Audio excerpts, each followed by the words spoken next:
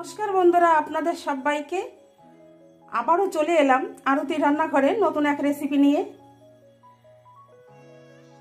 থোড় তো আপনারা সবাই রান্না করে খেয়েছেন, কিন্তু আমি কিভাবে রান্না করি তার সঙ্গে থাকুন, দেখতে থাকুন আমার রেসিপিটা। থোড়টা আমি ভালো করে ধুয়ে নিলাম। ধুয়ে নিয়ে আমি এইভাবে ঝিরিঝিরি করে, একদম পাতলা ঝিরিঝিরি করে আমি বটি দিয়ে কেটে নিলাম। এইবারে আমি লবণ দেব। ও লবণ দিয়ে আমি ভালো করে মেখে নেব।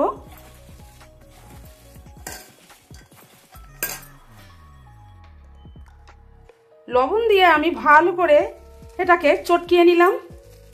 দেখুন কেমন নরম হয়ে গেছে। কেটেছি, লম্বা লম্বা ছিল থোড়, আর লবণ দিয়ে মাখানোর পরে দেখুন কেমন গুঁড়ো গুঁড়ো হয়ে গেছে। তাতে কোনো অসুবিধা নেই, তার সঙ্গে থাকুন, আমি কিভাবে রান্না করি দেখতে থাকুন।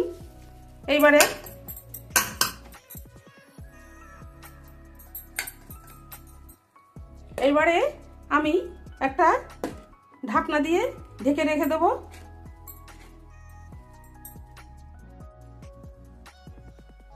গ্যাসটা জ্বালিয়ে কড়াটা আমি বসিয়ে দিলাম। কড়াটা আমার গরম হয়ে গেছে। এইবারে আমি সরিষার তেল দেব।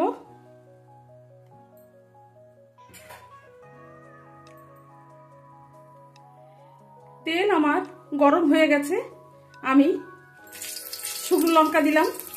ঝালটা আপনারা যে যেরকম খাবেন সেই সেরকমই দেবেন। আর লাগছে আমি একটু কালো সরিষা, একটু রাঁধুনি আমি দিয়ে দিলাম ফোড়নে।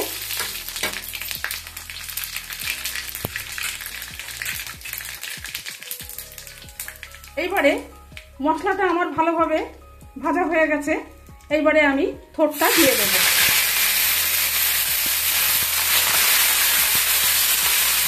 এইভাবে আপনারা থোড়ের তরকারি খেয়ে দেখবেন, খুব সুন্দর হয় খেতে। আমার লবণ দিয়ে মাখিয়ে আমি 3 ঘন্টা রেখেছিলাম।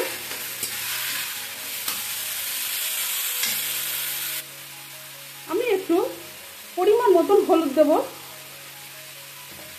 লবণ আমি দেব না, কারণ লবণ দিয়ে আমার থোড় মাখানো ছিল।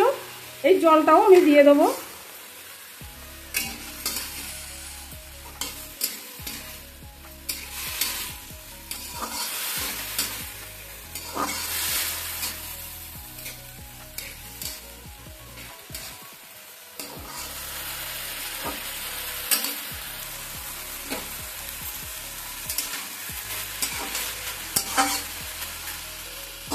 সমস্ত উপকরণ দিয়ে আমি ভালো করে মশলাটা জড়িয়ে নিলাম।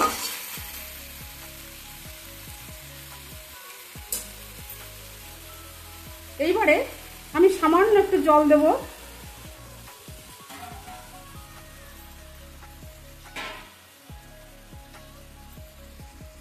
রাঁধুনি আর সরিষা, কালো সরিষা যদি ফোড়নে দেওয়া হয়, ঘিরানটা খুব ভালো আসে, খেতেও কিন্তু খুব ভালো হয়।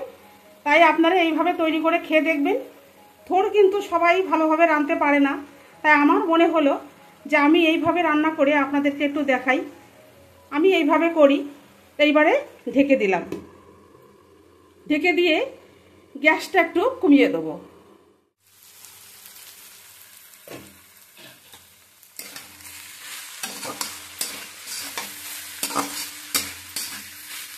দেখুন জল আমার সমস্ত শুকিয়ে গিয়েছে। আমার থোড়ও কিন্তু গলে গেছে। এই দেখুন থোড় গলে গেছে। থোড় না গললে কিন্তু ভালো লাগে না, তাই সামান্য একটু জল দিয়ে এইভাবে ঢেকে রাখতে হবে।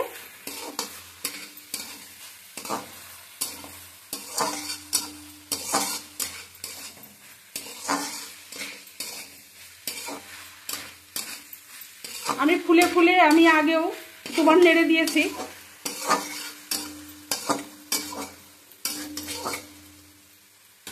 এইভাবে ঢেকে ঢেকে ভাজতে হবে। ঢাকনাটা খুলে নেব।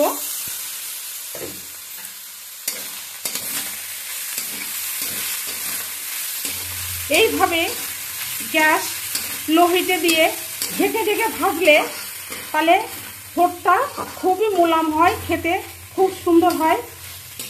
আমি যখন সরিষা, রাঁধুনি, শুকনো লঙ্কা ফোড়ন দিলাম, কেউ চাইলে আপনারা ওখানে রসুনও দিতে পারেন। এই যে আমি এখন করছি, চাইলে কেউ নারকেলও দিতে পারেন, নারকেল কোড়া, কিন্তু আমি দিইনি। আমি পুরো নিরামিষই করলাম। আমি একটু চিনি দিলাম। মিষ্টিটা আপনারা যে যেরকম খাবেন সেরকমই দেবেন।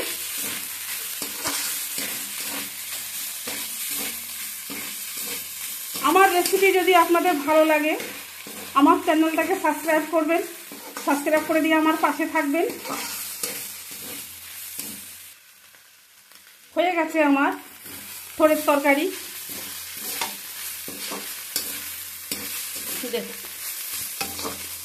আমি নামিয়ে দেব।